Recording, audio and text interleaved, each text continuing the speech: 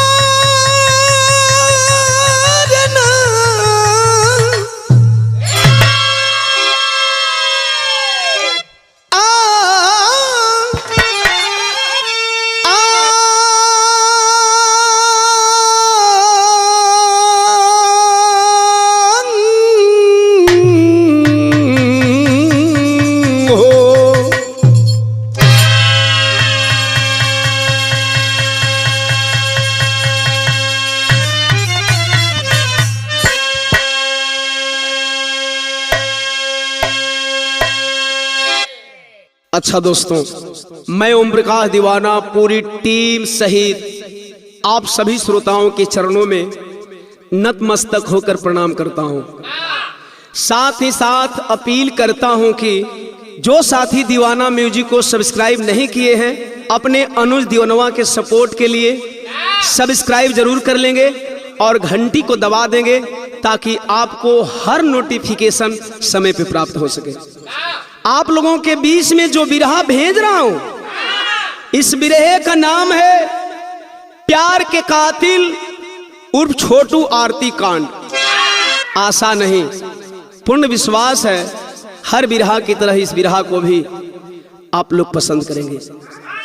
अमर प्रेम कहानी के अमर नायक छोटू यादव को श्रद्धा सुमन अर्पित करते हुए प्रेम कहानी की नायिका आरती कुमारी तथा छोटू के पूरे परिवार के लिए प्रार्थना करता हूं कि इस दुख की घड़ी से बहुत जल्द उबरे।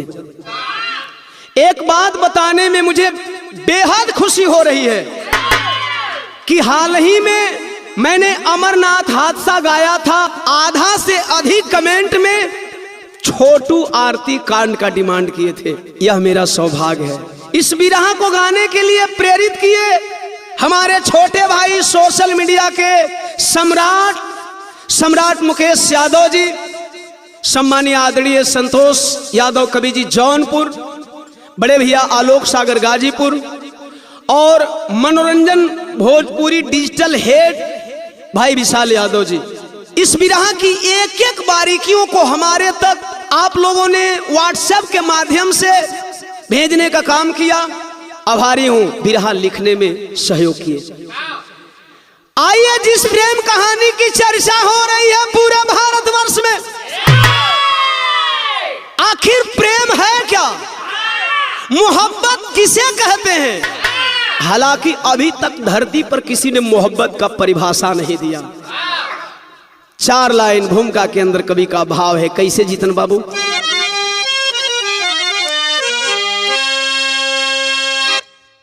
कि प्यार पूजा इबादत है जग जानता, प्यार के बाग का पुष्प इंसान है, राग जिसके हृदय में है बसता नहीं,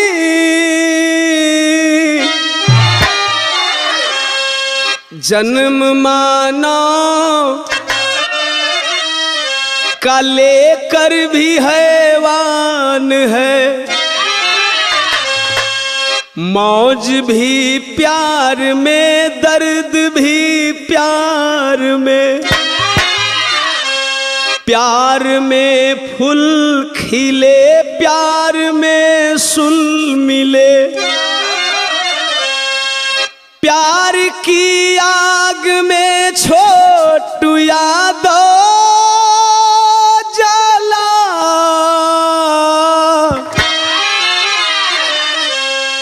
नभ कबर से नयन आज धरती ले,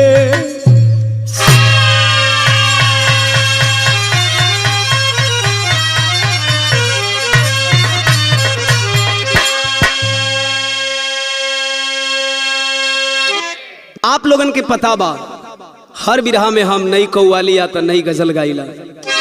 ये बिरहा में भी नई गजल से शुरुआत करत हनी। जीतन तनी आवत बाबू।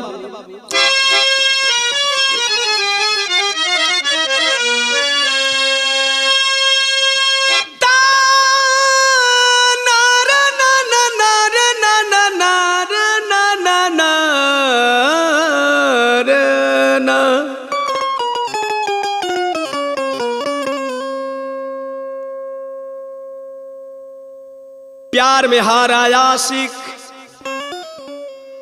दोस्तों की महफिल में दर्द दास्ता सुना रहा है। कैसे सुनावे जीतन?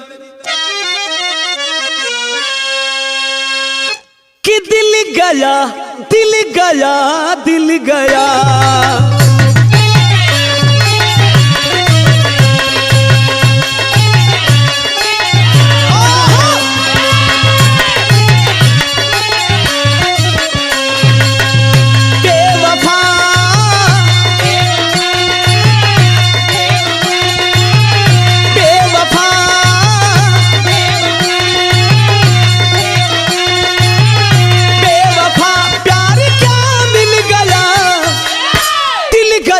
दिल गया दिल गया।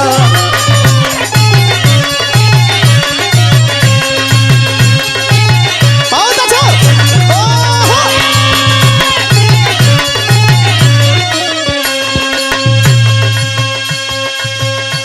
कवि जी लिखा था बिरहा में, 2 लाइन के ऊपर आप लोगों का तवज्जो चाहेंगे। लुट गया लुट गया लुट गया,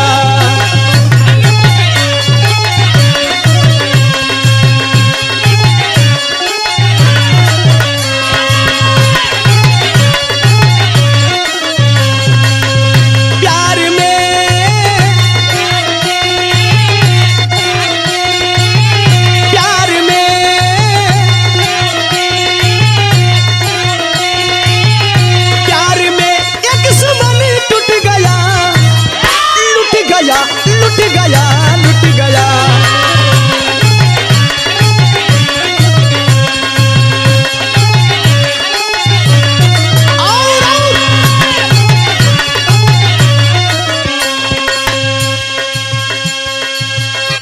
एजे से बिरहा का कहानी चालू होता। कहानी कहाँ का बा, केकर बा, हालांकि वायरल चीज बा, फिर भी हम अपनी बिरहा के माध्यम से कहानी का एक एक बारीकी आप लोगन के बताई। राधा किशन के प्रेम का जहां प्रसंग होता था, वहीं पे प्रेम मिट गया जहां सत्संग होता था। बिहार राज्य के अंदर जिला मशहूर अररिया, ग्राम बढ़वा का रानीगंज, थाना की है खबरिया। जहां के धीरेन्द्र यादव, नागरी देवी गुजरिया, बेटा रविकांत विष्णुकांत, आरती छोटी दुलरिया। रूबी आरती की भाभी है, पवन आरती का जीजा है। प्यार में प्यार मिट गया, मोहब्बत का नतीजा है।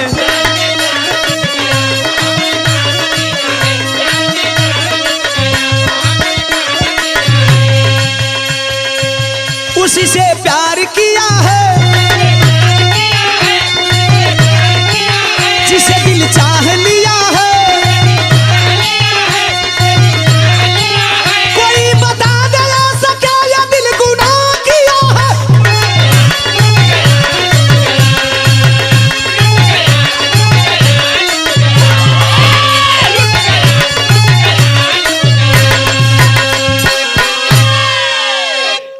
बाबू बिरहा का बात तनी डिटेल में समझ ली।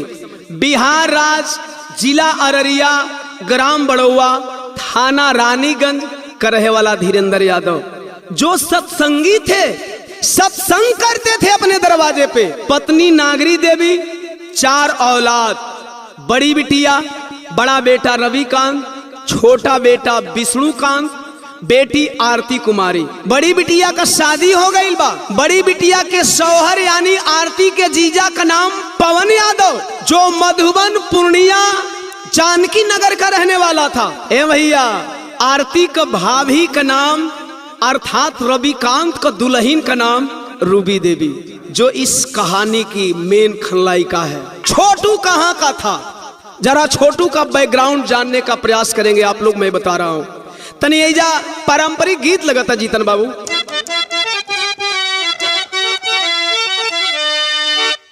कि गौआ रहरिया के अरे बाबू में सयाद, छोटू जिनकर छोटा का दुलार,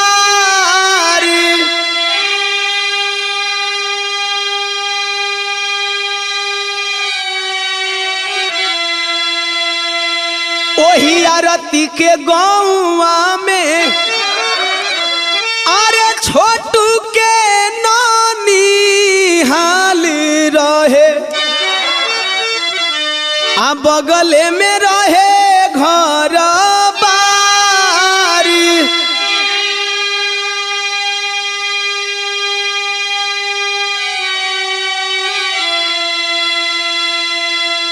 आए बाबू, रहणिया गांव के रहे वाला उमेश यादव, उमेश यादव का 3 बेटवा, बड़ा बेटवा भविष्य यादव, मझिला बेटा मनु यादव और छोटका बेटवा छोटू यादव। आरती के गौवा छोटू का ननिहाल हो। कबो कबो रास्ता से आवे जाए में आरती के देखे, आरती के खूबसूरती पर दीवाना हो गई। और जब दीवाना भइल तब आरती के आरती अरे उतारे ले सपनावा में, तो मने मने करे लगले प्यार।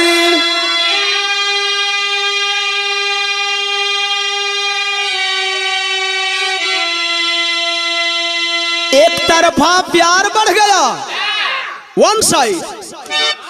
एक दिन देखलस कौनो लड़की है जो आरती से ज्यादा बतियावेले, बोलवलस एगो बात कहे कि एक दिन आरती के अरे तमिलाली सहेलिया अरे प्रेमवा के कइले जहार।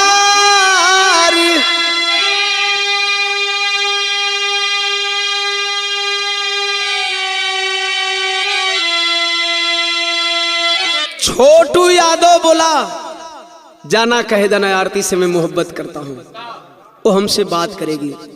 सहेली कहलस ठीक है मैं कह दूंगी। पहुंचल आरती के यहाँ, ए आरती छोटू तुमसे बात कर चाहता। आरती क्या जवाब देती है, जैसन भाव वैसन गीत लगा था उपेंद्र भैया।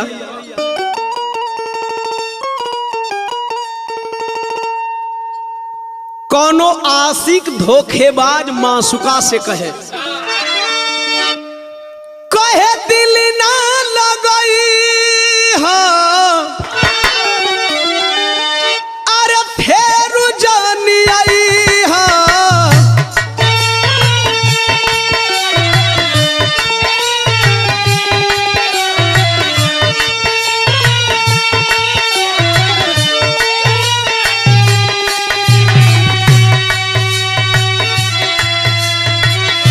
दिल ना लगई हा फेर जानी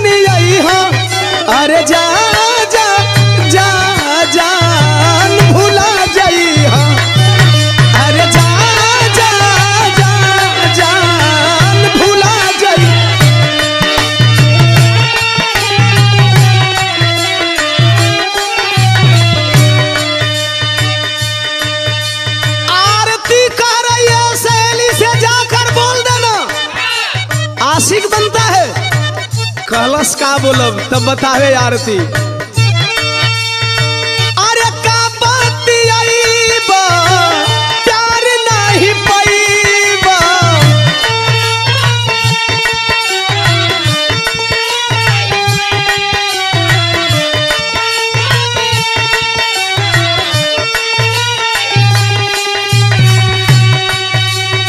अरे का बतियाईबा प्यार नहीं पाईबा, अरे जूता जूता ये बाबू पिटा जाइबा, अरे जूता जूता ये बाबू पिटा हो।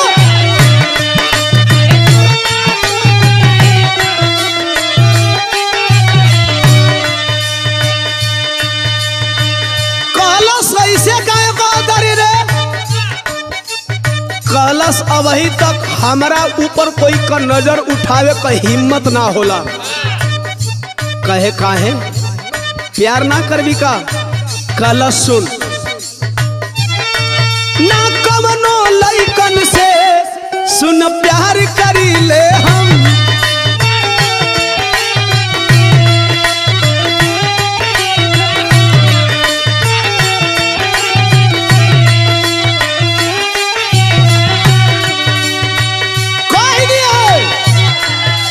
कहलस अरे वो करा ले कल रे, बड़ा बड़का आशिक लगत है। कहलस सुन मिलेला मोहब्बत में खाए के धोखा दो,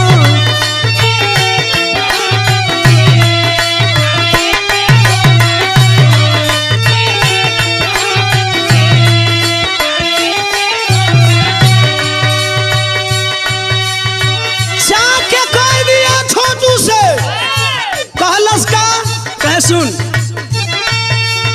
सामने जो जाइबा बड़ी मार खाइबा,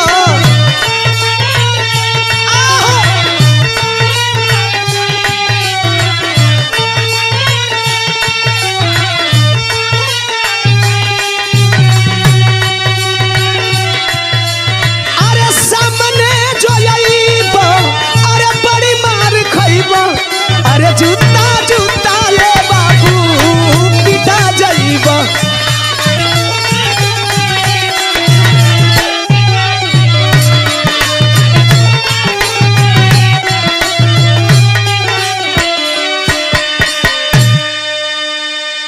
सहेली कहलस छोटू से अरतिया ना पट्टी, बड़ी जिद्दी ही उ ना बतियाई। छोटू पीछा करता रहा, बार बार सहेली से मैसेज भिजवाता रहा, बोल दो आरती बात करे, आरती बात करे। 2 महीना का दिन गुजरा है।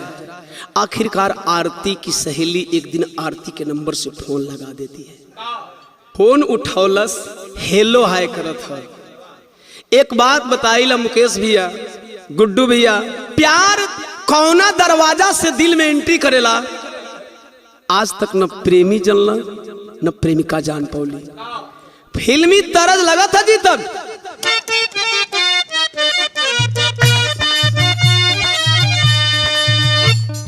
कि हाल क्या है दिलों का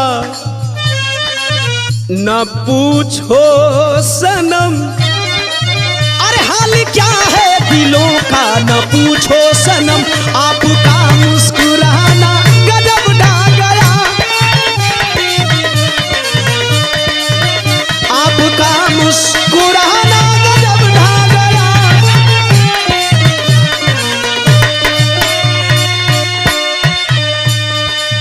ए गुड्डू भैया, बात ही बात में बात बढ़ जो गई,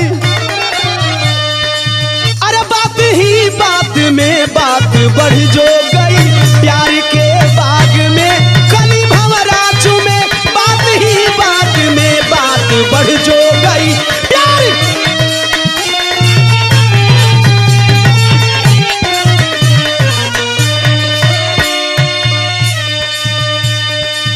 का कोई परिभाषा लिखी हो मोहब्बत का। एक लाइन, प्यार सागर से गहरा गगन से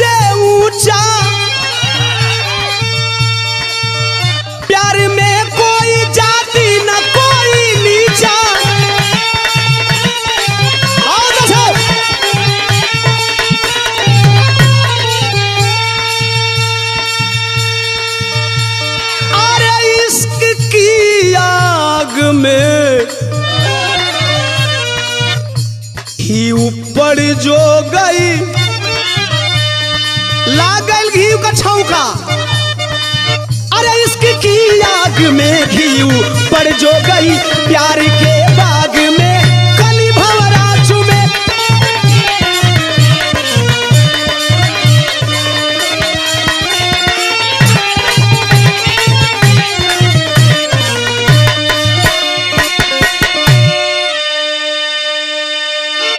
प्रेम की गाड़ी निकल पड़ी, दौड़े लगल प्रेम का पटरी पर। आय हाय, आरती और छोटू के बीच में बात होते होते 2 साल गुजर गया। आरती के परिवार के सारे लोग जानते थे, सिवाय आरती के पिता धीरेंद्र यादव को छोड़कर। गौर करिए, हर एक फोन कॉल पे बस आरती और छोटू में यही बात होती थी, कब तक हम लोग बात करेंगे, शादी कर ले, हम लोग का प्यार पवित्र है।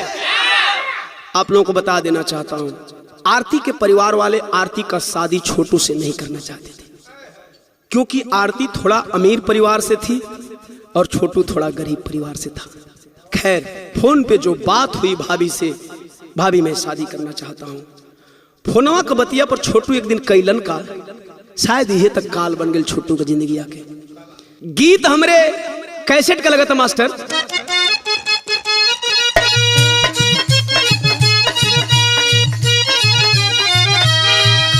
शिल्पी राज का सवाल हमार जवाब बा। कहली पूछली गलतिया तो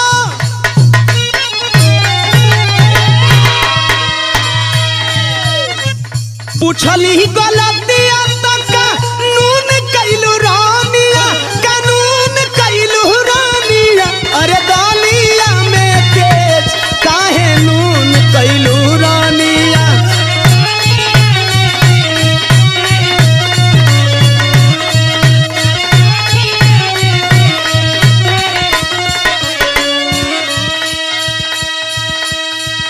पिरावा में कभी जी बतावत मन का भइल जीतन, रूबी भाभी से जमकी होई गईली बातिया, अरे होई गईली बातिया, तो चल दिहले छोटू 5 जुलाई वाली रातिया।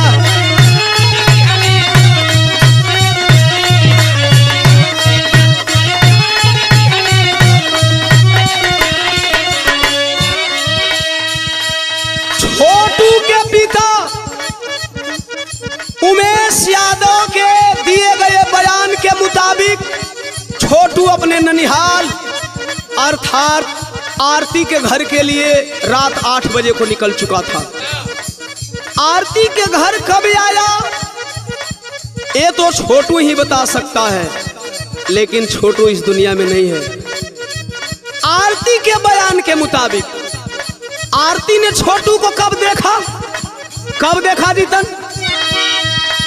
आरती के नींद टूटल 2 बजे, खिड़की से छोटू ऊपर पड़ल बा नजरिया हो, कांपे लागल भय से शरीरिया हो।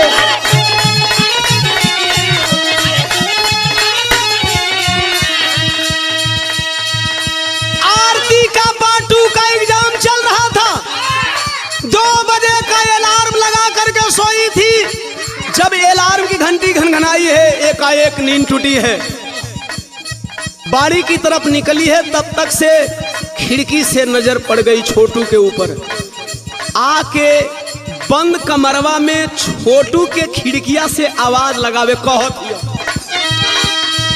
भाग जा तू गावे अपना, करली बिनीतिया, अरे करली बिनीतिया, की चाल दिहले छोटू 5 जुलाई वाली रातिया।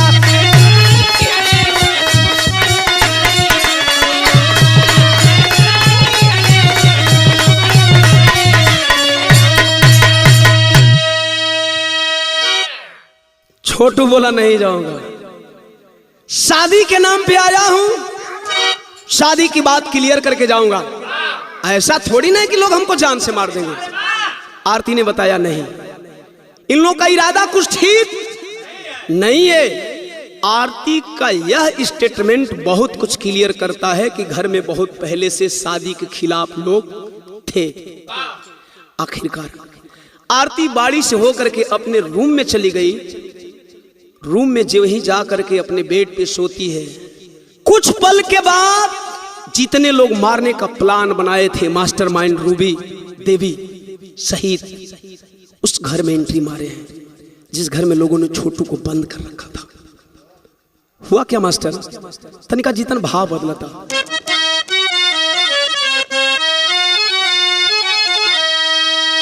आरती के घरवा वाला मिल के 2 बजे रतिया का छोटू का साथ का करत हो कि कबो लाते कबो हाथे,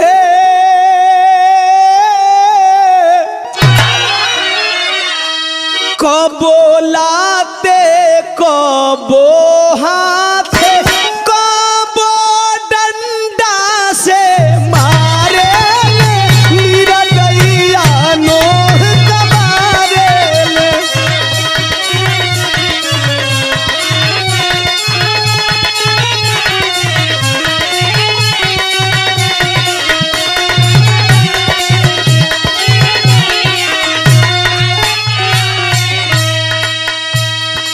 आरती का जीजा पवन बोला, शादी करोगे आरती से? छोटू बोला हाँ। आए है इहे का हल्का तो गुनाह हो गई हो बाबू। छोटू कहाँ कहना, छोटू को भारी पड़ गया। शादी के कहलका काल भइल, अरे छोटू के बुरा हाल भइल।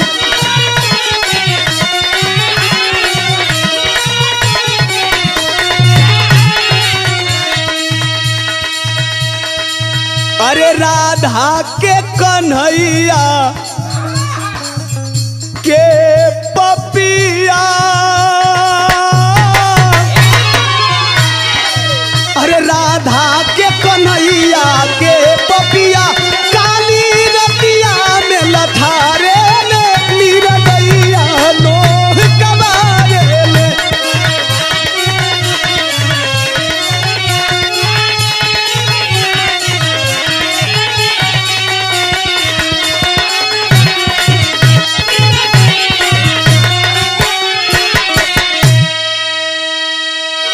आए है बाबू, 7 लोग मिल करके उस छोटू को मारने लगे। बंद कमरे में असहाय चीख रहा था, चिल्ला रहा था। कवि जी तनिका जब भाव परिवर्तन करत हुआ जीतन बाबू, चीखती तकार से करे जावा दहली गईल, मामा से आरती लगावेली गोहरिया। छोटू के मामा जब बचावे खातिर नहीं आइले, छोटू के पापा के दिहाली फोन पे खबरिया।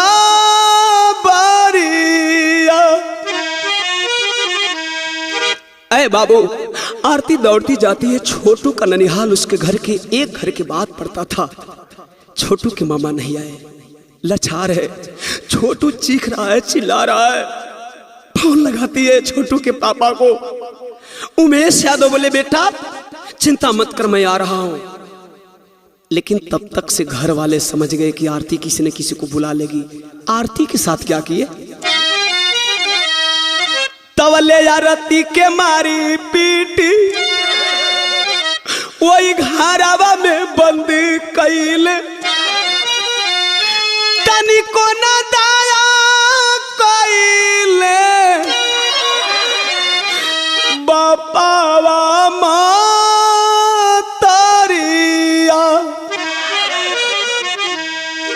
मार पीट करके आरती को दूसरे घर में बंद कर दिए। चुप, फोन लगाएगी, बुलाएगी, आज तेरे छोटू को कोई नहीं बचाएगा। चीख रहा था, खिड़की से हाथ जोड़ करके एक बात कहे, आरतिया राजा करे माई बाप भैया से, छोटू के छोड़ी दाजा करी हाथ जोड़िया।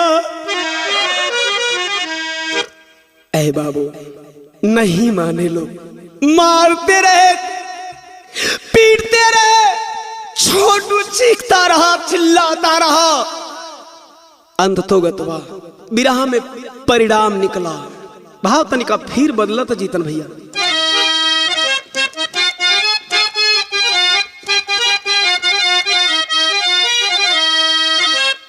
मजबूर छोटू बचने की उपाय कर रहा है। कहा था, हाथ जोड़ी पारी ले चरनिया हो ना,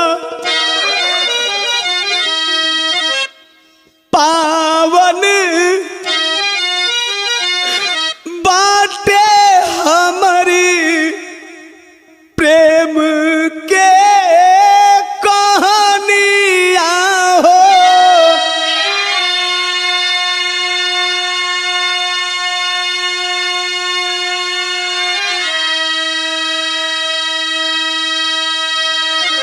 पवित्र प्यार करता हूं आरती से, छोड़ दीजिए मुझे, शादी करा दीजिए, मैं खुशी खुशी जिंदगी गुजार लूंगा। लेकिन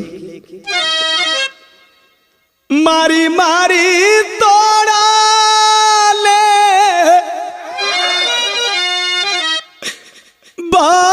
बादनिया हो ना, तब पानी बिना सूखे छोटू के जुबानिया हो।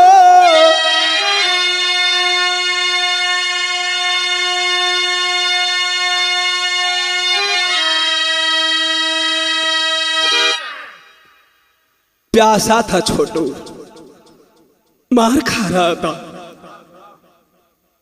भागते भागते छोटू के पिता उमेश यादव पहुंचते हैं दरवाजे के पास। छोटू के पिता उमेश यादव का स्टेटमेंट है कि जब वही दरवाजे के पास पहुंचे, आरती के पिता लाठी चला दिए, भगा दिए दूर। खिड़की से आवाज लगाए, छोटू के पिता मेरे बेटे को छोड़ दीजिए आप लोग। जब पिता की आवाज सुना है, मजबूर छोटू एक आवाज लगाया है कि तवले पापा से बोलल बा बचनिया हो ना, ए पापा हम के पियाई दे पानिया हो ना।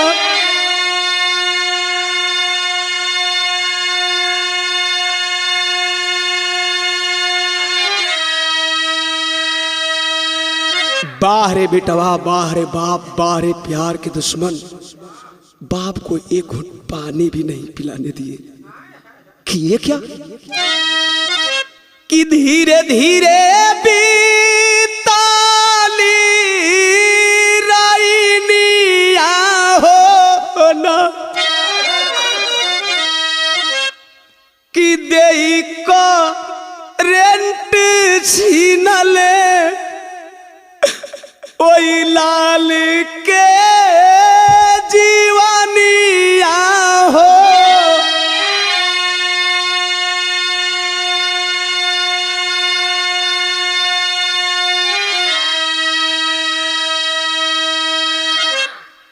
आखिरकार करंट दे करके मार डाले प्यार के सच्चे नायक को। कवि की लेखनी बड़ी दर्द में एक बात लिखने को मजबूर हो गई। टेरी में भाव है,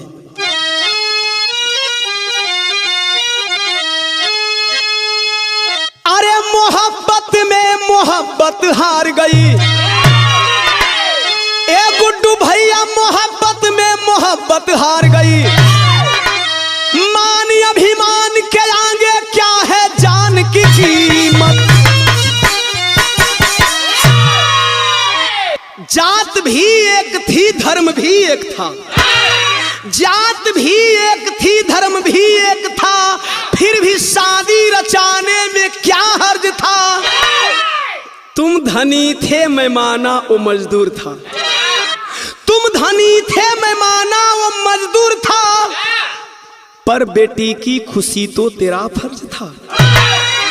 एक बार ओम प्रकाश दीवाना मानता है आप अमीर थे, आरती के बाप, तो क्या वह बेटा, क्या वह छोटू आपका बिरादर नहीं था? क्या अपने प्रेमी के साथ आपकी बेटी खुश नहीं रह सकती थी? खुश रहोगे कहां तुम खुशी छीनकर, ऐ धीरेंद्र यादव, खुश रहोगे कहां तुम खुशी छीनकर। ऐ प्यार के दुश्मनों, प्यार से नफरत करने वाले लोगों, खुश रहोगे कहां तुम खुशी छीनकर। नाज से जिसको पाला बिलखती है बेटी, प्यार मरकर अमर है कहे आरती, अब न होगी हजम जेल की दाल रोटी। आरती का प्यार तो मरकर अमर हो गया, लेकिन क्या अपने भविष्य की कल्पना कर सकते हो कि आपका भविष्य कैसा है? खैर, सब कुछ लूट गया। सबेरवा होत लोगों की जब भीड़ इकट्ठा हुई, तौना घड़ी का बात कवि जी लिखत मन तरह एगो और नहीं लगता। कौनो सहेली अपना सहेली से कहे, गई ने जब से बाहर आया अरे बार बार हो चिड़ैया बन के उड़ गईले, राजा जी हमार हो चिड़ैया बन के उड़ गईले।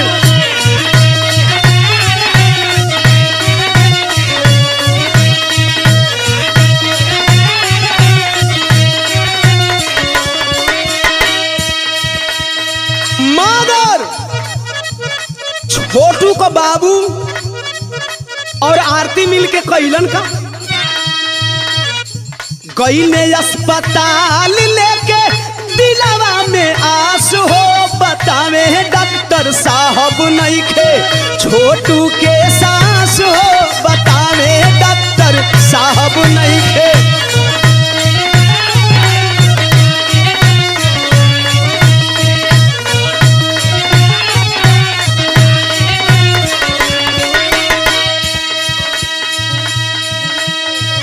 जब की पोस्ट मार्टम के आइल बारी पोटिए बाबू, बिजली के साथे लागल गहरी चोटिए बाबू।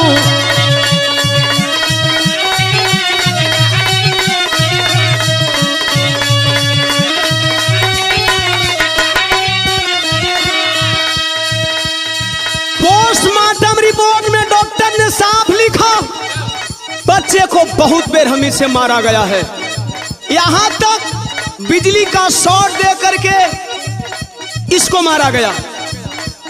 कैसे सत्संगी लोग थे जिसने मानव को मानव नहीं समझा? क्या सत्संग के नाम पे ढकोसला करते हो? आखिरकार भइल का आरती उमेश के मिलल दोपहर में लाश हो, बतावे डॉक्टर साहब नहीं खे छोटू के सांस हो, बतावे डॉक्टर।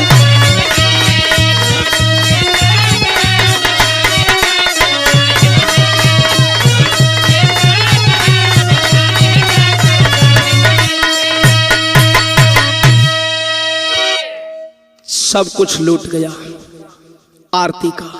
आरती का दो चार गो स्टेटमेंट को ऊपर आज के डेट में जब से छोटू मरा तब से लेकर के आरती का मांग हो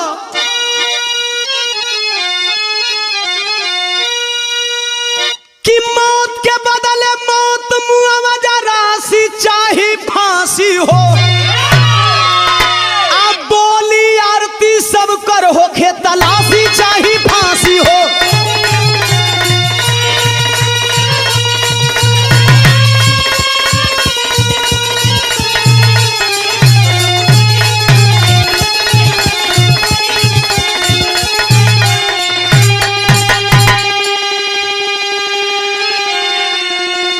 कि माता पिता भैया भाभी अरे मिथिलेश पवन अरुण हो, नाम जद अभियुक्त हुए कि मिलकर किए थे खून हो। अरे तो गिरफ्तार पापा भैया विश्वासी चाहे फांसी हो, अब बाकी कहावा छुपल सत्य नासी चाहे फांसी हो। माता नागरी देवी, पिता धीरेन्द्र यादव, बड़ा भाई रविकांत यादव, भाभी रूबी देवी, जीजा पवन यादव, अरुण यादव जो कि छोटू के बाप उमेश यादव के साथ सत्संग में जाया करता था। एक और अभियुक्त बना मिथिलेश, भाभी रूबी देवी का भाई। 7 लोग में 2 लोग गिरफ्तार हुए, बाकी लोगों की भी गिरफ्तारी चाहिए। एक बात आना चाहता हूं इन मीडिया वाले भाइयों के लिए, जो ईमानदार हैं उनको ओम प्रकाश दीवाना कोट कोट नमन करता है, जो आप सच्चाई से लोगों के बीच में सच्चाई प्रस्तुत करते हैं। लेकिन जो केवल धंधे के लिए, टीआरपी के लिए मीडियाबाजी करते हैं, उनके लिए 2 लाइन। कुकुर मुत्ता मीडिया वालन के का हम करी बखान हो, आ उल्टा सीधा दोनों पक्ष से पूछे रोज बयान हो। अरे शब्द से काटे जैसे काटे गड़ासी चाहे फांसी हो, आ कबो बनावे रानी कबो अरे दासी चाहे फांसी हो। यूट्यूब जब से आया है तब से चैनल वालों ने नाकों में दम कर रखी है। घरे घरे न्यूज चैनल पैदा हो गई बा, जिनको खुद था थी का पता नहीं है, वो अभी माइक लगा दे रहे। हेलो, कुछ बताएंगे, आपका नाम क्या है? कुछ बेशरम मीडिया वाले तो ये लिखते हुए नजर आए कि आरती और छोटू गंदा काम करते हुए पकड़े गए। बेवकूफ, कहां से शिक्षा लेकर के आए हो? गंदा काम? अगर तुम्हें लिखना है, दर्शाना है, तो साहित्य की जानकारी रखो, इसके बाद मीडियाबाजी करो, इसके बाद तुम कलर न्यूज चैनल चलाओ। अगर एक बार मान भी लिया जाए कि छोटू और आरती गलत तरीके से पकड़े गए थे, तो यदि आप YouTube पे लिखते हो तो लिख सकते हो कि छोटू और आरती आपत्तिजनक स्थिति में पकड़े गए। गंदा काम करते हुए, ये कौन सा सेंटेंस है बे? गली गुच्चे का शब्द इस्तेमाल करते हो और कहते हो कि हम न्यूज चैनल चलाते हैं। ओम प्रकाश दीवाना माफी चाहता है सच्चाई कहने के लिए। सच्चाई कहना हमारी आदत है। मैं बार बार बोलता हूँ, सच कहना बगावत है तो बागी नाम है। ईमानदार मीडिया बंधुओं को मैं धन्यवाद देना चाहता हूँ। सभी मीडिया कर्मी साथियों से मैं कहूंगा कि वाकई आप ईमानदारी से न्यूज परोसते हो, तो उस छोटू के लिए और आरती के लिए न्याय की मांग करो, सच्चाई लाओ लोगों के सामने। खैर, अब तनी आल्हा में बिरहवा में 3-4 लाइन दिलवा के चीरे वाला है। कैसे जीतन? आज आरती का जिंदगी कहां से कहां आ गई, किसी ने सहारा नहीं दिया। छोटू के मरने के बाद, धन है छोटू के पिता उमेश यादव जी। ओम प्रकाश दीवाना सैल्यूट करता है आपके जज्बे को। छोटू की प्रेमिका को आपने अपनी बेटी बना लिया। इसके ऊपर कवि जी का भाव है, कि जहां होइत ससुराजू अरे भइल नहीं हरवा बाबू कि जे होइत ससुर भइले धर्म के बाप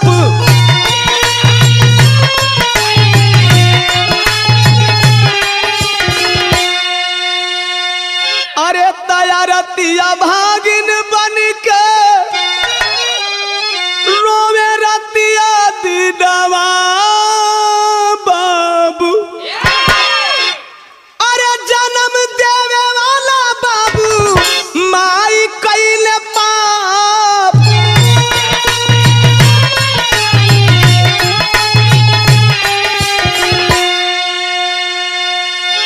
एक बार पुनः उस खलनायिका का नाम लेना चाहता हूं जो पूरे घटना का मास्टरमाइंड रही कि योजना बना के घात अरे रूबी भाऊ जाई कैली अरे छोटू के मौत से रूह गइल काप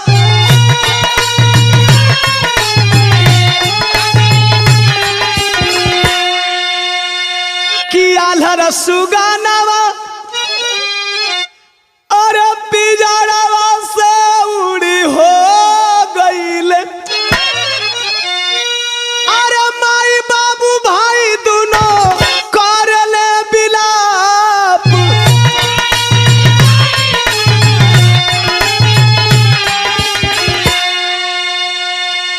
छोटू की मां छोटू के पिता उमेश यादव जी, बड़ा भाई भविष्य यादव और मझिला भाई मन्नू बिलखत हूं रोवत हूं। अगर इस विरह में आरती के परिवार का जिक्र नहीं करता हूं तो फिर मेरा विरह वन साइड मोड़ ले लेगा और आप लोग जानते हैं कि हम विरह में कभी वन साइड बात नहीं करते।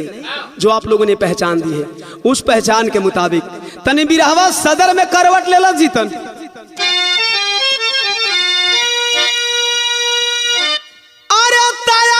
के दादी माई भाई के बयाना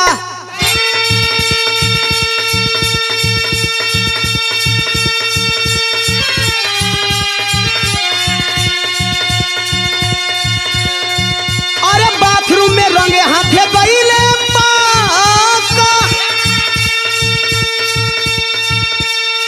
आरती के दादी छोटा भाई विष्णुकांत बड़ा भाई रविकांत का स्टेटमेंट है कि दोनों प्रेमी और प्रेमिका रंगे हाथ बाथरूम में पकड़े गए।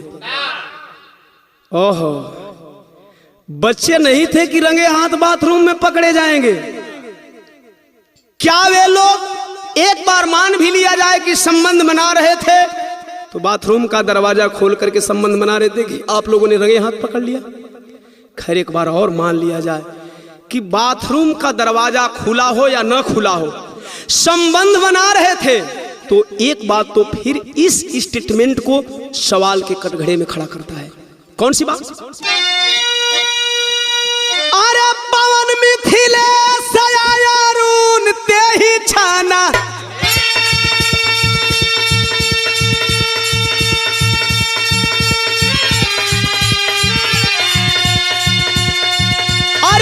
रतिया में कैसे वहां गईले पवन जानकी नगर मधुबन पूर्णिया से आने में 2 घंटे का सफर। रूबी का भाई अरुण यादव ये लोग उसी टाइम कैसे पहुंच गए? क्या बहानाबाजी करते हो? नहीं यकीन होगा, हमारे ऑडियंस को शायद यकीन न हो। ओम प्रकाश दीवाना की बातों पे आप लोगों को पता है मुझे सच्चाई कहने की आदत है। आप लोग आरती और छोटू के बीच में जो बातें होती थी उसे सुन लीजिएगा। आरती की भाभी रूबी और छोटू के बीच जो बात हुई है उसे सुन लीजिएगा। वह लड़का बार बार ही बोल रहा था शादी की बात करने आना है। आरती और छोटू के हर कॉल डिटेल से पता चलता है कि छोटू ऐसा लड़का नहीं था, वरना आज के आशिक 2 मिनट बात करते हैं तो तीसरे मिनट में बोलते हैं फोन रखने से पहले, ए जानू एक भी कॉल डिटेल छोटू और आरती का ऐसा नहीं मिला। आप लोगों ने सुना होगा बात करते हुए छोटू बोलता है ठीक है फोन रखो। भाभी से भी बोल रखा है, भाभी मैं बात कम करता हूं क्योंकि आरती एग्जाम की तैयारी कर रही है, बहुत कम बात होती है। फिर इतना बुरा इल्जाम क्यों? तो जरा सुनेगा। अरे फोन के डिटेल सारा कोहेले कहानी,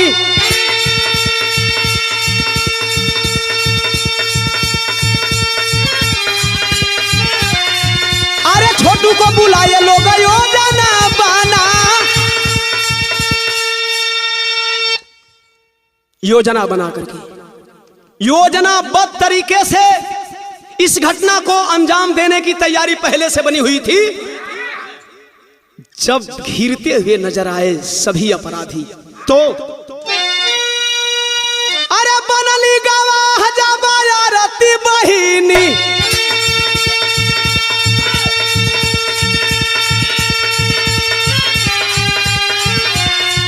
अरे बचे खाती फांसी से गौर है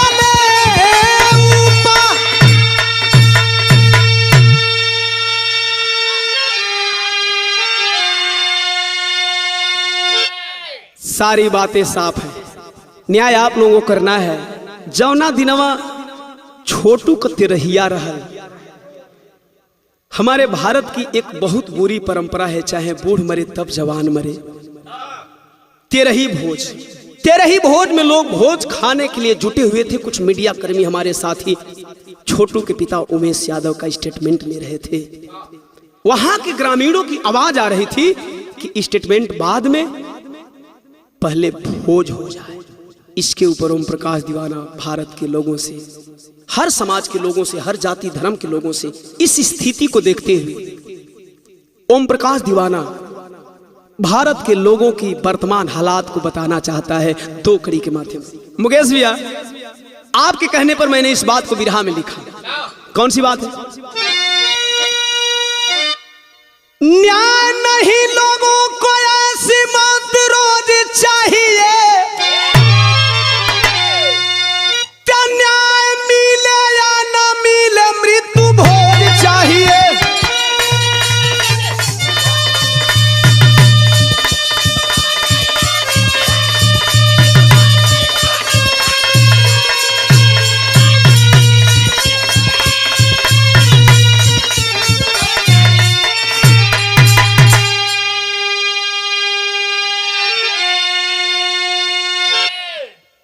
बीतते तेरहिया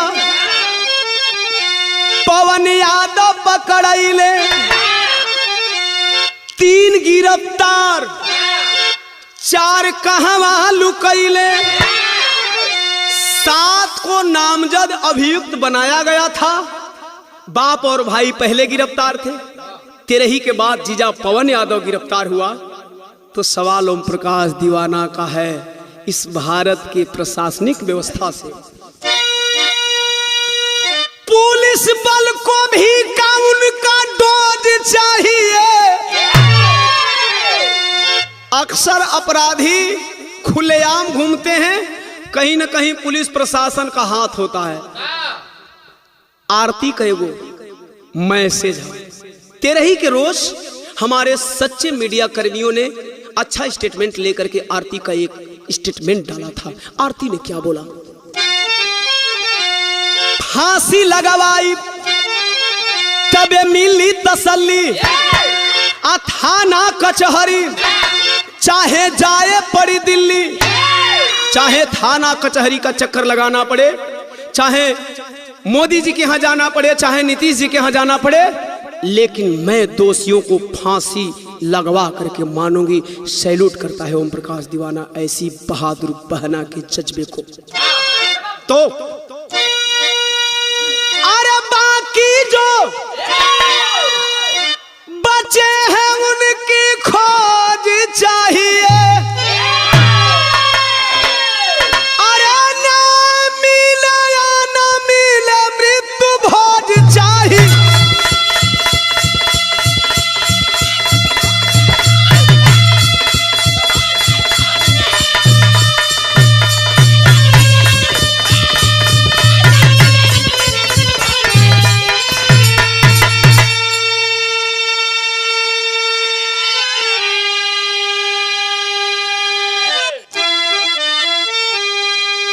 बुध छत्रपति साहू फूले अमर है प्रेम कहानी, बाबा साहब ललई यादव याद रही कुर्बानी। अरे मोहब्बत में मोहब्बत हार गई, सुरेंद्र दी